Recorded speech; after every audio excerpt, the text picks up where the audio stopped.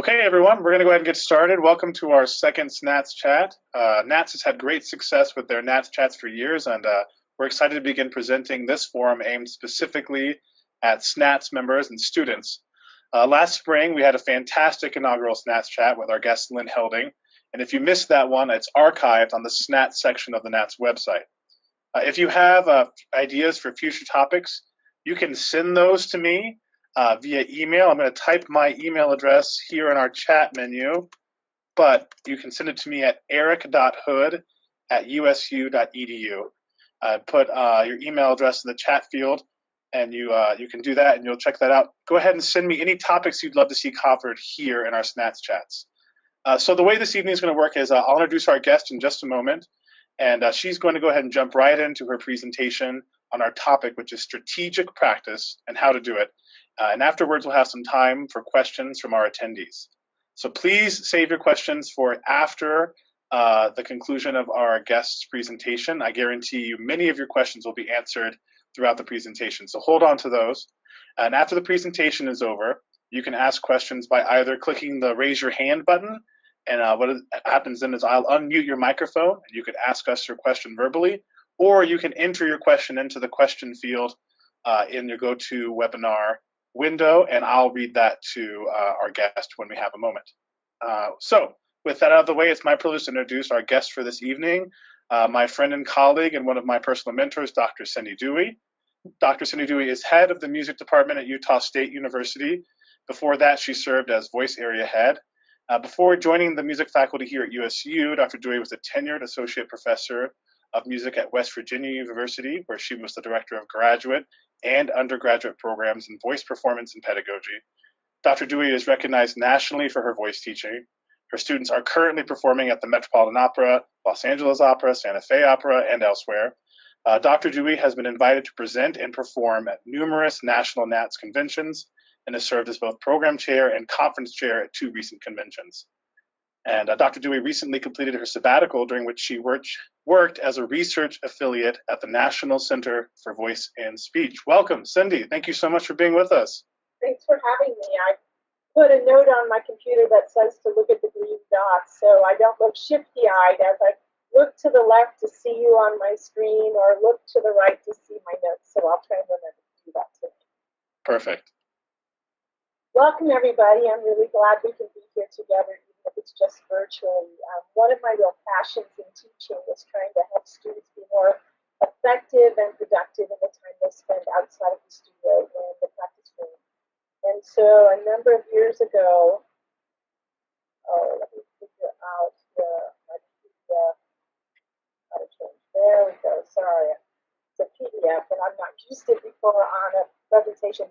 A number of years ago, I was at a NATS conference in Minnesota and heard a presentation by Kitty Bailey that really just kind of blew my mind about how we should be applying the science of motor learning to practice. And that's kind of what got me interested in this.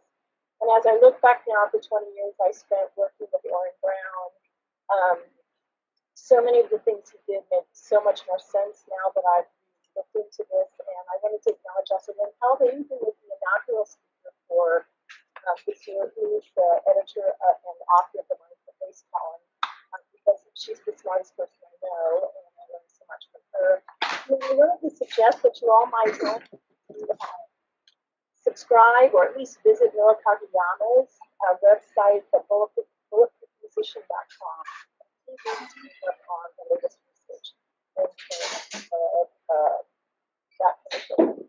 I wanted to put this slide up first because I think this is the first and most important thing.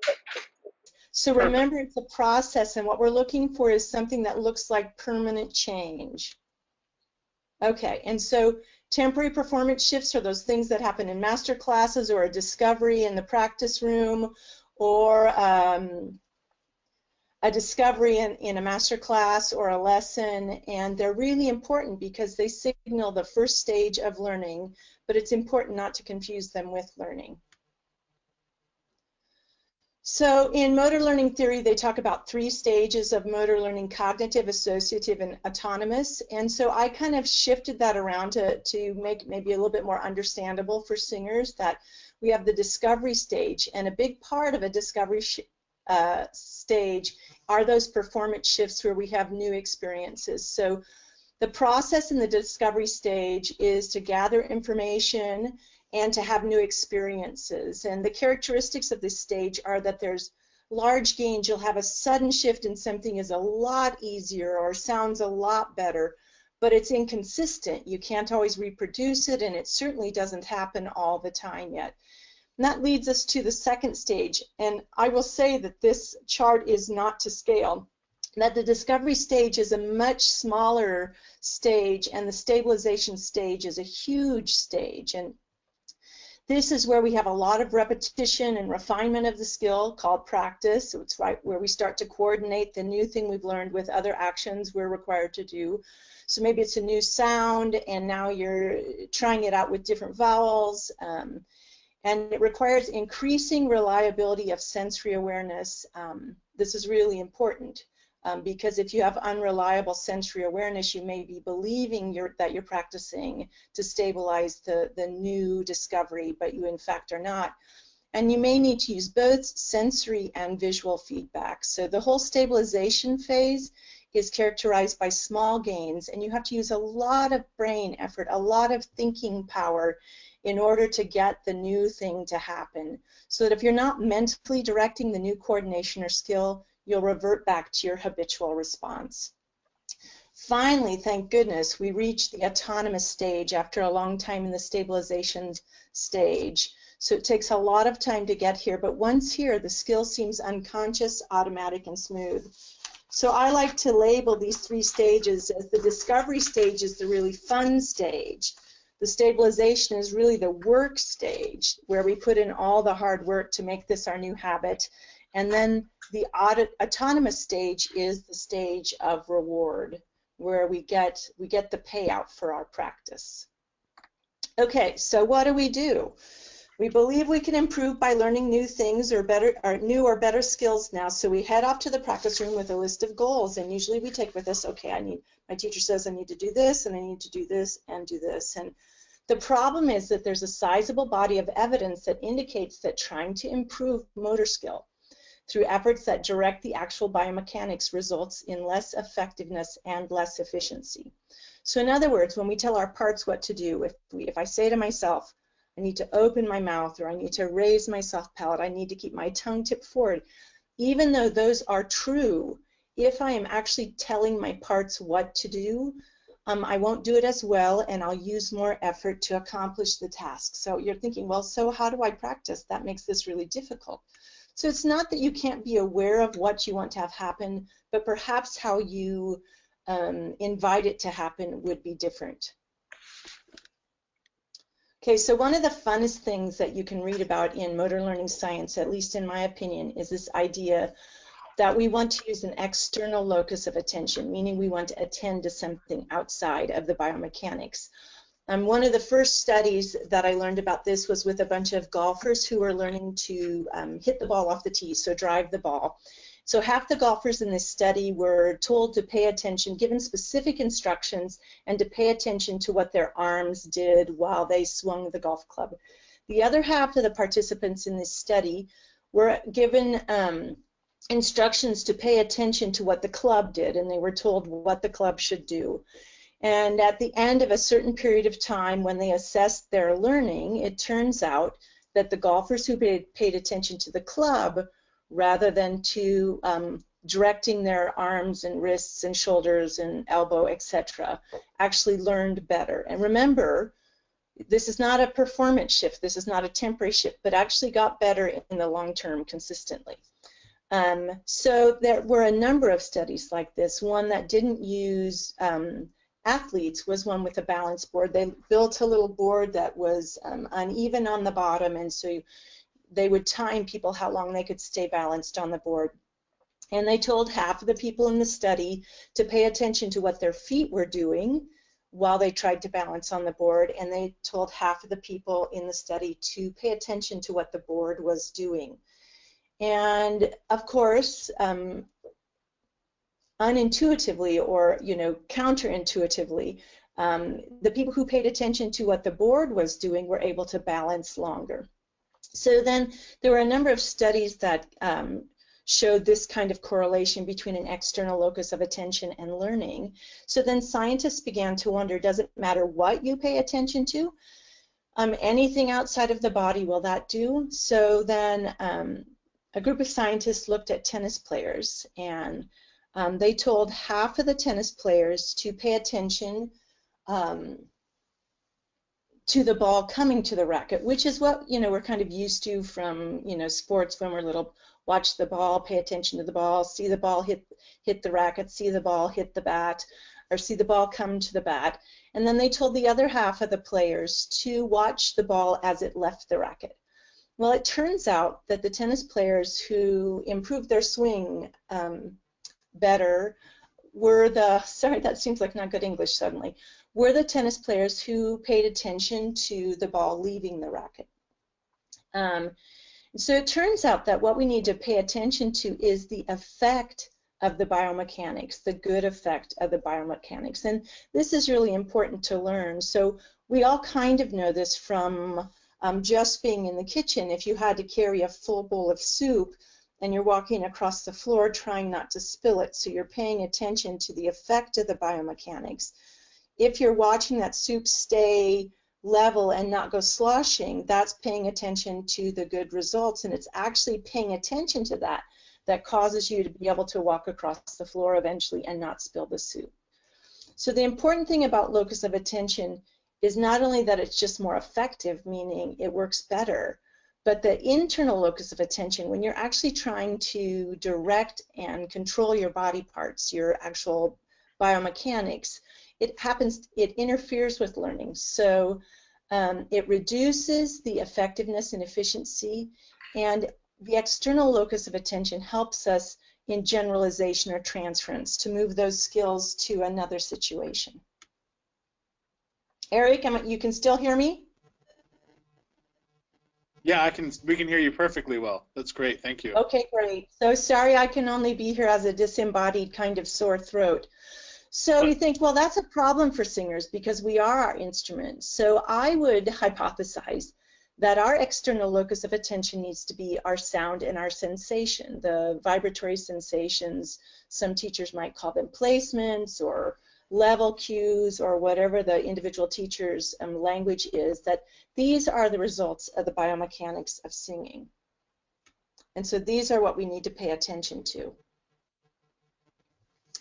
So my thesis is that we need to replace our to-do list with a cue and a view list that can draw attention to the good results, so that when we have something good happen, we want to remark upon it, we want to pay attention to it, we want to notice it, to allow that experience, that new experience, that discovery, that performance shift, we want to remark upon it, say, boy, that's the one I really liked. And this viewing can be visual or sensory, so you could notice something in the mirror when you watch yourself do it, or it might be something that felt different, or there was a different kind of vibratory sense, and it can also just be a different sound. And so I asked my students to use sensory cue shots and cue words and think about these experiences as sensory snapshots that they put in an album. I have a labeling here because sometimes voice teachers say really weird things and students are like, well, I have no idea what she means by that or what he means by that. And I had a lot of these experiences as a student, and it would be like 10 years later when I had a performance shift and really had a new experience that I think, oh my gosh, that is what my teacher meant when she said, you know, walking on clouds through a green field, or whatever imagery she used to label that experience. And I think it's important to label these experiences when we can, because they help us retrieve them from the memory, but it's understanding that those words are really just the label, and the important thing is the experience. Sometimes when I start to work with new students on this idea of not taking a to-do list with them into the practice room, they get really frustrated or challenged because they go, I just can't remember exactly what the sound or the sensation was like that I was using. So it's not that we don't pay attention to the biomechanics, and I think we can even direct the biomechanics in a different way that's not like taking control, by just changing our verbs to think about what you want to have happen and to see if you can let it happen. So I often tell my students, you know, you can invite the right response, and you can change your words. So rather than an open jaw or an open mouth, I might say, well, let's think about letting the cheeks be long, because long cheeks are the result of the masseter muscle not contracting and pulling the jaw towards the skull. So again, you just change your instructions slightly and you may get a better response. And that making things happen, you know, no command performances, because, you know, an activity that is made by too much direct muscle effort is always less efficient and effective.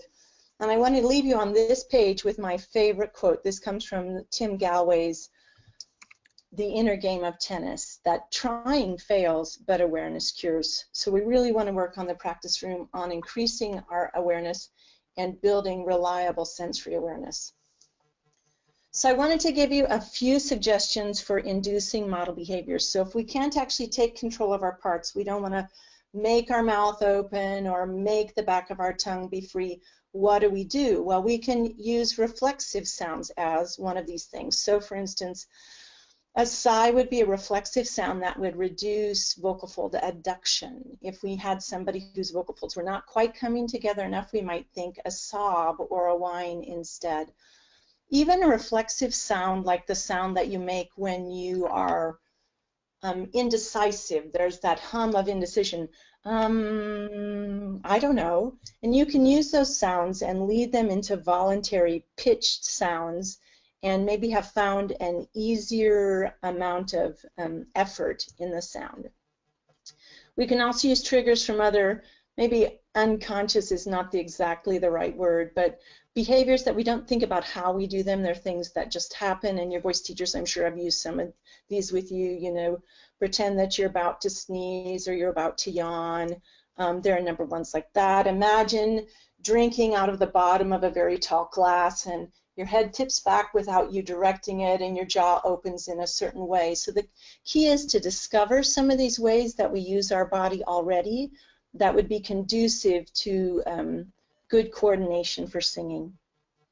The other thing, I think it's a good way to move from internal locus of attention to external locus of attention for singers is to notice the spaces or the voids that have been created rather than what the parts are doing. So for instance, you might think about the space between your molars rather than about opening your mouth, because when your mouth is open, when the muscles that hold the jaw to the skull have released, there is more space between your molars. So drawing your attention to the spaces, or you might notice the shape of the void or the empty space behind the back of your tongue, between the back of your tongue and your posterior pharyngeal wall, because if you've been constricting there, we just want to find a sound where you're not constricting and see if you can compare and contrast those voids and spaces. And then what you would do is invite the space to remain the same. Nonverbal cues are also great because we're not actually really giving the muscles direct instructions for what to do. And then finally, one of the most powerful tools for inducing model behaviors, helping you trigger those performance shifts and repeat those performance shifts, is to understand about changing the task or designing the task so that it helps you. So this would be things like if you're struggling with a G5 in a particular aria and you're thinking, why is that so hard? And then you go back through your mind to the last time you liked the G5 you were on and think about how is that situation different. So maybe you need to change the vowel, or maybe you need to change the consonant that's piloting you into that vowel. Maybe you need to actually do some transposition of the task until you can have the appropriate behavior reappear. So I'm actually going to skip to point number 2 on this slide because this really relates to the last slide. I really believe that a really powerful tool in the practice room is this concept of finding what you want rather than trying to fix what's wrong. Everybody out there on certain vowels, on certain days, on certain pitches, on certain exercises can usually find a sound that's quite good, that's free and released. And my strategy with students is I say, okay, you're in the practice room and you're starting to get stuck. See if you can figure out some way to find a sound that has some component of what you're looking for in that piece, whether it's the pitch or the syllable or the dynamic level, and then see if you can find what you want and then just transplant it into that place. And that seems to be, I think, less frustrating than just trying to say, well, I just got to, you know, if I move this part, then maybe that'll be better. If I move this part, maybe that'll be better. The first thing on this list of stabilization strategies is testing for reliable sensory awareness, and we really have a couple ways of doing that when we're talking about, you know, our parts and what they're doing. And one is the mirror. Just make sure you've got that mirror there with you. You can always use your phone if there's not a mirror in the practice room. Just turn on the record function and aim the camera at yourself. You can also use tactile cues. You know, when your teacher has asked you to do something and you believe that you've done it and you've sung with what you think was what he or she was asking, and then they ask you again, that's often a hint that maybe you didn't quite give them what they wanted. So I'll often have students use tactile cues, just a soft touch of a finger, say on the angle of the jaw, or on one of the on the area just below the mandible, so that they can make sure that they're aware when things are happening, so that they're increasing the reliability of their sensory awareness. This is really hard to talk without an audience. So the next point in terms of, I think, strategies to use in the practice room. Everybody still awake in there, Errik? We're here, and we're loving it. We're getting great questions already, so we're saving them up for when you're finished. So keep on going. You're great. Okay. So the third strategy I think that's important to take to the practice room is, you know, when you first get in the practice room, particularly if you're already warmed up, if it's later in the day, I think it's important just to sing something, to see where you are. We often are really impatient and just dive right in and try and start fixing things, and it's really ineffective even when we have good directions if we don't know where we currently are. So, you know, do some warm-up, get the voice awake, and then just sing something, and then make a report at the end. So it's less about judging good versus bad versus just noticing, was that the model that I wanted, or if I'm not at the model behavior, how is this different than the model behavior? And students and I talk a lot about how trial and error is an important part of learning. And, you know, we're all trying to avoid failure.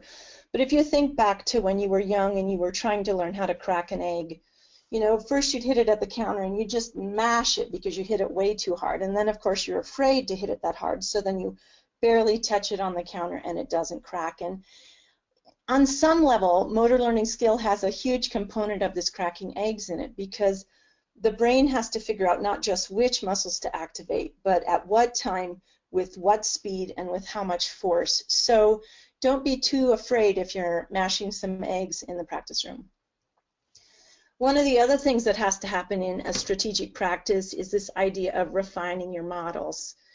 You know, I'll often ask students when they sing to report to me about which were the sounds in that moment they liked best. So I'll have them take maybe a simple vocalese and sing it once, and if it's a fairly extended vocalese, I'll say, okay, so which moments in that vocalese did you find were your best moments? And or I'll say, let's sing this in 4 different pitch levels, and then tell me which ones you liked best and how they were different. And so the answer I'll get, which I'm happy to have, is that, well, it felt freer or more energetic, or it had more ring or something. You know, those are all great identifiers for what we want. But eventually, it needs to get more detailed than that, because everything feels pretty free or everything has a ring in it, but still, which is our very best attempt in that particular task? And that's where refining your model relies so much on sensory awareness, that you can discern minute differences in sensory cues or visual cues. So I would just want to let you know that needs to be an important part, that you become more and more sensitive to what's going on in your body and in your sound. And to help you with this, sometimes I just have students, I say, well, let's really compare and contrast.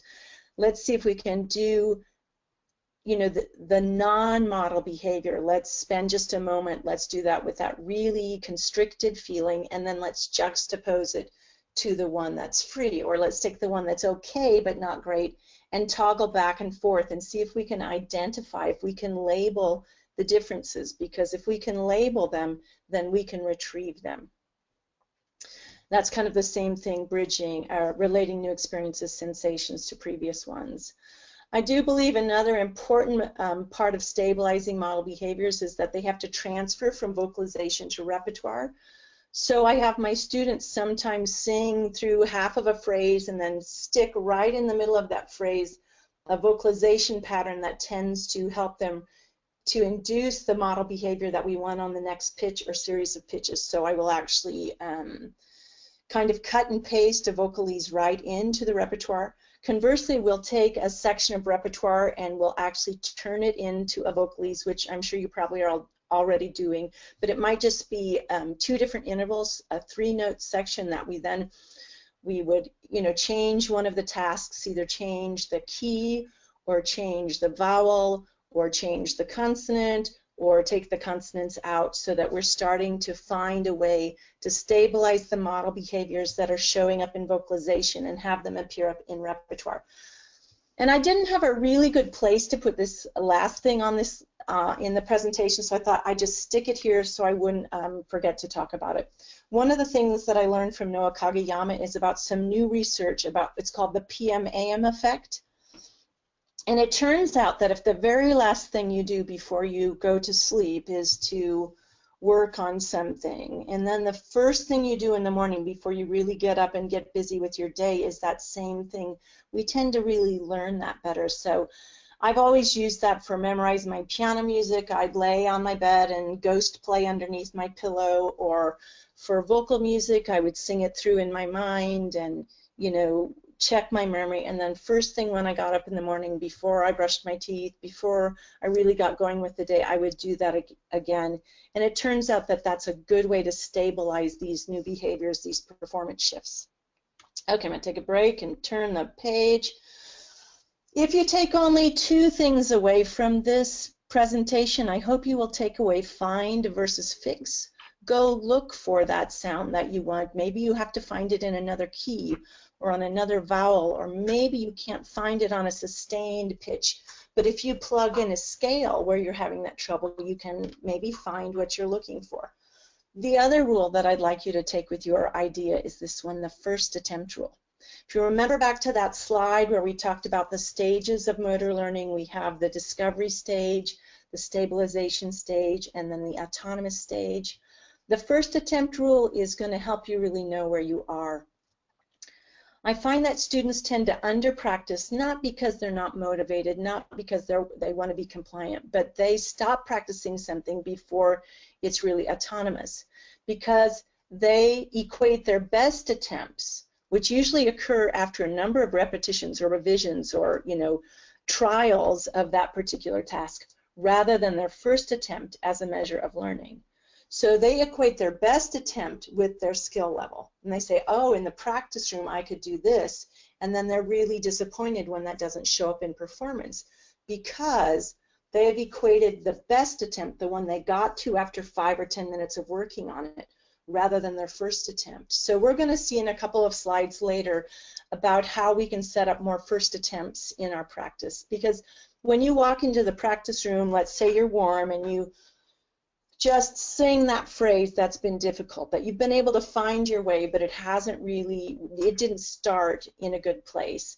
That first time out of your mouth is going to tell you what your present skill level is. Not what your potential is there, but what your present skill level is. And that's the skill level that's likely to show up in a performance. So you need to keep checking until your first attempt stabilize. You haven't really learned it. You've had a performance shift and you're able to reproduce it with a lot of conscious effort, but we don't want to have to be thinking that hard about our technique when we sing. We want just what we want to have happen to be there, because that's our default.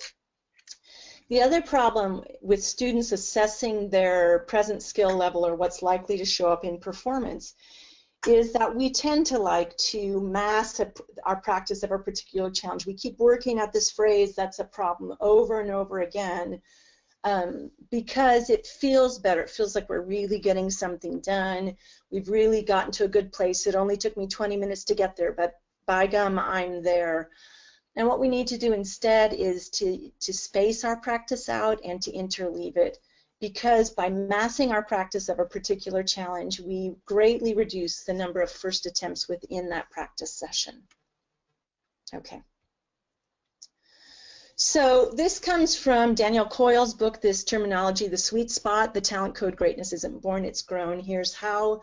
This is another book I highly recommend to students, along with Carol Dweck's Mindset book. So to be effective learners, we really need to be operating at the edge of our ability, which means a single step outside our current ability. If we get too far away from our current ability, we just end flailing about, making one error after another, because so many things are not in place yet that we just really can't have very good behavior.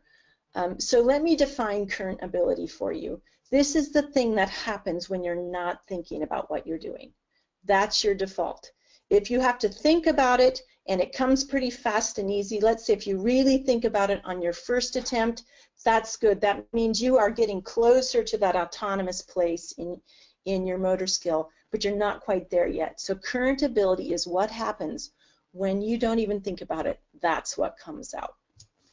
So the idea is if we always just sang at our current level of ability, we wouldn't actually get better. So we need this struggle. We need to be just outside of our current level of ability, but not so far outside.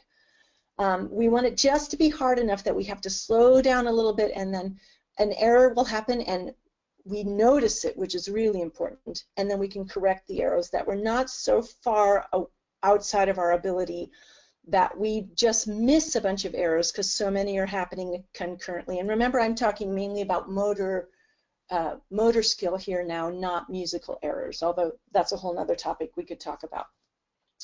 And one of the strategies that Daniel Coyle talks about in his book is this idea of chunking, taking a small piece and just working it out, struggling with it to move it to just beyond our current ability.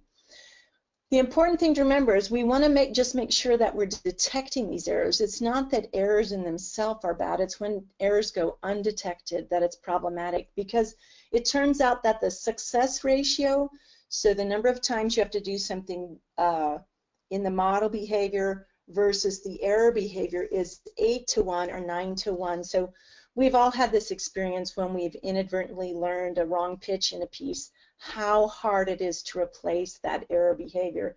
So if you are attempting to do something and after a couple of attempts you just really can't do it without error, meaning let's say the tongue constricts or the pharynx constricts or the tongue retracts or the jaw stiffens, any one of those motor skill kind of things, and you've done it 2 or 3 times, then you probably need to take a step backwards and make the task not so hard, which means, you know, change it to a more facilitating vowel sound, or change the pitch, or change the range that it's in, so that you're not flailing about where you're continuing to make those inadvertent errors in motor skill.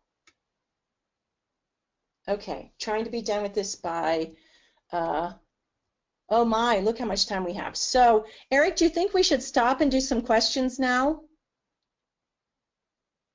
Yeah, that would be fine. If there, I know what's coming because I've seen this a couple of times. Are there any couple of key points for the end that you want to touch on before we get there, or should we ask some questions first? Let's just answer some questions because I don't want to run out of time. Great. And I'll leave this slide up because it's pretty important. Let me see what's falling. We're almost done. But I think maybe I'll just do this quick. So to come up with more first attempts, here are some of the things you need to do. You need to use unrelated activities as interleaving. This is one of the things that there's some real strong scientific and interesting scientific evidence to talk about. So let's say you're working on this really one problematic phrase. Well, work on it for 3 or 4 minutes and then interrupt and memorize a French text or translate something or write something in IPA. So you can use related activities as interleaving, or you can even just go to another part of the piece and work on that and then come back to that problematic phrase and see what your first attempt is like. The other things that have been shown to be really helpful in practice and learning are randomization. You need to not always do things in a predictable order. You know, if you can mix up the order or the arrangement of the things you do, that's really important. Don't always sequence things upward by half step or downward by half step. Do some jumping around, and variability is really closely related to randomization. So you want to just not do things consistently, always in the same way or in a fixed pattern. You really need to mix it up to keep the brain active and learning. Okay, let's go back to the improving error detection slide and see what the questions are. Great. So we have one question came in. So is there any time where you would explicitly describe the biomechanics? Oh, absolutely, absolutely. It's important for my students to know that the tongue should not retract into the mouth. It's important to know that, you know, unless we're making a nasal sound, the soft palate should be elevated. And I might even ask them to notice what happens. So, you know, some of the old voice teacher tricks, like breathe in slowly, allowing a sense of cool air on the roof of the mouth. For some people, that gives them an experience with what soft palate elevation might feel like, because we want them to remember kind of the sensory snapshot rather than trying to raise their soft palate. The problem particularly with the soft palate in terms of directing students to lift their soft palate, if they don't know what a lifted soft palate feels like before they try and do it, is we have those fascial pillars, we have the palatopharyngeus and the palatoglossus, and so students know that the soft palate is located in the back of their mouth, and so they try and do something muscular back there, and usually they're shortening or contracting those two, the palatoglossus and the palatopharyngeus, which are both actually pulling the soft palate down. And so that's what I'm talking about. So I think it's perfectly okay for students to know. Often what I do is I'll trigger what I want, and then I'll say, let me let you in on the secret. What we just did there was release the back of your tongue. So for instance, I'll have a student make a purring sound. They're singing up a ascending scale on E, and the sound is getting really brittle in the top, and I know that that's often because the part of the tongue that faces the back wall of the pharynx has stiffened in place, or it has maybe even contracted. And so I'll have them make a purring sound every time they feel something want to change in their tongue, maybe even interrupt the scale with it, and then they'll have a much different experience. But rather than telling them they need to release their tongue and relax their tongue, and we're really bad at relaxing when somebody tells us to do that, then I find a trigger that helps them have the new experience, and then we can talk about afterwards. So what was going on there was the back of your tongue was stiffening, and now they know what to be looking for, what to be cueing, and they also have a mechanism for inducing it when they go to the practice room. Does that make sense? For sure, yeah. It seems to me that understanding what's actually happening is vital also, but what you're trying to do is recreate this sensory cue in the practice room rather than in the practice room trying to consciously direct the biomechanics, right? I mean, once you've had the experience, you can invite that to happen again. And it's not that I want to have blinders on and not know that I want my jaw released. And I think having an accurate body map is really important as well. And, you know, if you can really see how the jaw moves in your mind's eye, then you can cue it. I often tell my students that being a teacher, and when you're in the practice room, you are the teacher of your voice, is like being the director in a play, not the actor. The voice that's within you is the actor, but your mind is the director. And so you need to give an instruction, allow the actors to respond to that instruction, and if you get what you want, great, it was the right instruction for the actor at that moment. If you don't get what you want, you have a few choices. You can repeat, just reiterate the instruction. Maybe they forgot, oh yeah, I was supposed to go stage right there. Or you can reframe the instruction, and then you give the actor a chance to respond. And then if that doesn't work, you can repeat the reframed instruction, or you can change the task. You can think, this actor right now is not quite ready to cross right in this situation. or the jaw's really not ready to release when I'm asking it to do all these other things. So I'm going to change the task to facilitate the response I want so that I'm moving back a little bit closer to their current level of skill.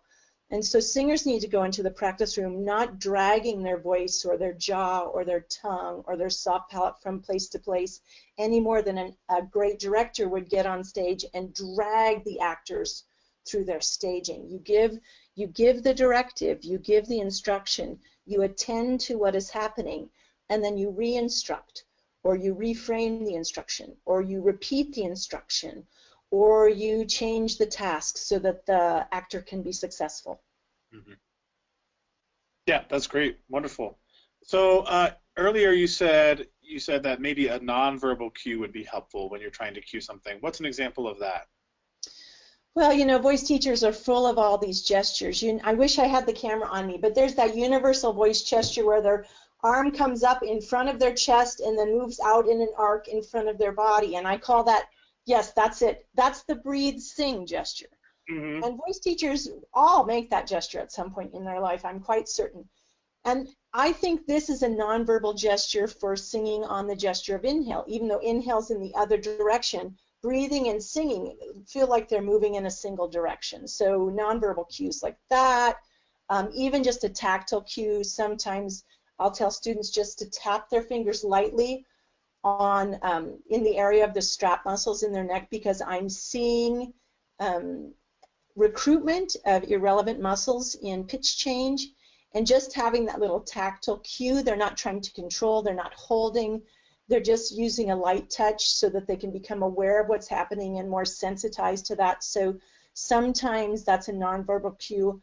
I'll just do it, or often, you know, as teachers, we sit at the piano and we make faces as our students as they're singing. You know, I might be sitting there with my mouth in a dumbfounded position because I'm trying to cue them. You know, that, you know, it'd be more appropriate if the mouth were similar to mine, but I don't want to tell them to open their mouth, because then they're likely going to do it inefficiently. But they might pick up on the nonverbal cue, and just through imitation, they're not really directing that. Or, you know, I do use a lot of triggers that come from life outside of singing.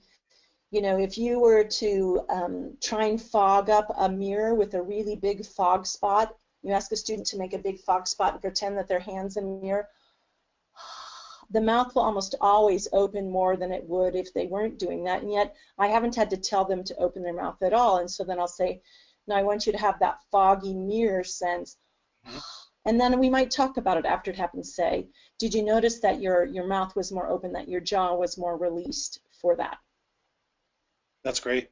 So you said earlier, you know, don't get stuck into these repeated patterns. I think some of us get worried about that. So what if it's working? What if what we're doing is working with the student, but we don't want to just fall into the habit of doing the same thing? How do we kind of vary it without losing the success we're finding? Well, you know, maybe you use the successful as a facilitator for 1 or 2 repetitions of the exercise, and then you actually, if you're just going to leave them in at the can-do level, then it's not really pushing them to learn. So then I would make it a little bit more difficult. I mean, that's what we're doing every time we transpose, right? If we sequence into another key or we leap into another key, that is a test because we've changed one parameter. The challenge is not to change too many parameters at the same time. So let's say a certain vowel is working really well, then we're going to try it at different pitch levels. Or let's say a certain vowel combination is working. I might just change one or the other at first. So I might say if they could do it very easy on whee, then I might say let's try be. But I would probably only change one parameter at a time. If they're successful, then I can keep adding a level of difficulty until we get to the first one where they start to struggle a little bit. And so if they do 1 or 2 or 3 probably repetitions and there's a struggle, we toggle back to the last one that was successful. We go back and find at what level they could actually have the experience. And it's a little bit uncomfortable to move out of the can-do place, but that's where real learning happens. Right. So I don't know about a lot of our colleagues, but I know a lot of us feel like our lessons are already jam-packed. We just want to get as much information out there as possible. We want to teach as much. But do you think it's valuable to spend some of our lesson time teaching how to practice? Should that be an integral part of what we're doing with our students? I think it's so important because they spend way more time in the practice room than they do in a lesson. And I have my students blog about their lessons, about their practice, so that I can kind of pay attention to what's going on in the practice room, because I'm not really interested in a practice record that just, lays out how much time they have. So I have them write up within 24 hours some key concepts from the lesson that they're taking with them to the practice room. And then I ask them to write about what's working and what's not working when they're in the practice room, and I try and respond every night so that they can have some better instructions. But practicing is where learning really happens. As a teacher, we're just helping them find ways to trigger their model behaviors and helping them with strategies for stabilizing those model behaviors, and then challenging them with tasks that indicate whether the behavior is generalizing to other situations, other keys, other words, other pitch patterns. Mm-hmm. Absolutely. Well, we have a couple more minutes. Is there anyone else who has a question you'd like to type it in, or raise your hand to ask that verbally? While our attendees are deciding whether or not they have a couple last questions, I wanted to say I did write in our chat window the two books that you mentioned, the Dweck Mindset book and the Talent Code by Daniel Coyle. So those are in our chat window, attendees, but if you're watching this in the recorded, if you're watching this in the archived version and you don't have that chat window, could you recap those books, Cindy, and also add any others where people might go? And they're both in the slides, so the slides will be recorded. Those are two of my favorites. Boy, you just caught me off guard here. In fact, I try and have all of my new students read both Talent Code and Mindset, maybe Mindset first, because once they really start to believe that, where they are today is just where they are today, it doesn't limit where they can be in the future if they use strategic practice, and if they can overcome their fear of failure and just start to think of it more as trial and error. It is the brain's opportunity and work in determining which muscles are relevant to the task, which muscles are irrelevant to the task, and maybe even interfere with the task. What is the timing of the use of those different muscles, and what is the speed and force of those muscles? Right. Then they're not so worried about, the coming off their crutches, because for a lot of people, tension in the root of the tongue is the crutch that they have used to accomplish laryngeal stabilization, and we take that away from them, and the larynx initially is going to be a lot less stable in the throat. But how much better to stop doing that, even if we go through that period of in the stabilization phase where the new skill is not yet well established, but it's beginning to replace the old skill, and so it's just not very reliable yet, and students just have to learn to not be afraid of that time. Yeah, absolutely. I think that's so important, that students get a little worried because things don't feel as secure as they did before, but that's the first step to learning. I think that's integral. There is a terminology called end gaining that comes out of Alexander technique and other techniques, where the idea is, if the most important thing to you is the final product, let's say it's the sound, and you can make a better sound right now by doing some things that are inefficient, that are working you too hard. You have to really be willing to give up that end gaining and say, it's the end does not justify the means. That I need to really figure out my process and find a way that's more efficient to make that happen. Because we want to sing forever. I'm going to skip just to the final screen. So practice in your sweet spot. So encourage attentive practice. Identify your best results. That's where you're building and refining the model. And praise the effort. Strengthen your growth mindset. Give yourself credit for the stuff that you're figuring out. Even if you're still in the stabilization phase, that is great. You've discovered something new. Now just do the work to bring it to the autonomous phase. Fantastic. Oh, while we're talking about resources where we can find out more about this information, I did want to mention that I know Scott McCoy is planning to release a new edition of his pedagogy textbook, Your Voice and Inside View. And that new edition will have a chapter about motor learning theory, and that chapter will actually be written by Lynn Helding, who is at USC and who was our guest last time on the SNATS chat. So a lot of incredible teachers are utilizing these theories, and now it's getting more and more recognition in pedagogy books, and hopefully we'll see more and more of this, because I get to see your students work hands-on, who are together, and the result of this efficient practice, and as my students get to understand it too, it's really, really astounding how much efficient practice trumps spending 4 hours in a practice room banging your head against the piano. So I'm glad it's getting more and more recognition, and I'm thrilled you were able to share. I would send the students to all of Lynn's articles. The Journal of Singing has all been digitized, and you can just search by Lynn Helding. There's another author who wrote about schema theory, which is another important part of motor learning theory. Her name's Dora Orenstein, Orenstein, I believe, and she's got some articles in the Journal of Singing. Those are a great place to start. But I think really you can go to Lynn Helding's website. She's got a great, what she's reading book list.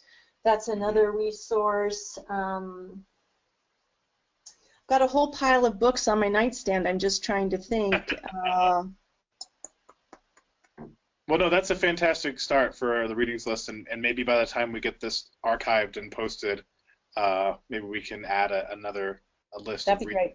articles. So I think we're a little out of time. Thank you, everyone, for your patience when we had some technological difficulties. I appreciate the vast majority of you stuck around and stuck it out with us. So thank you. Thank you, Cindy. Thank you so much for sharing. My pleasure. Thanks for having me.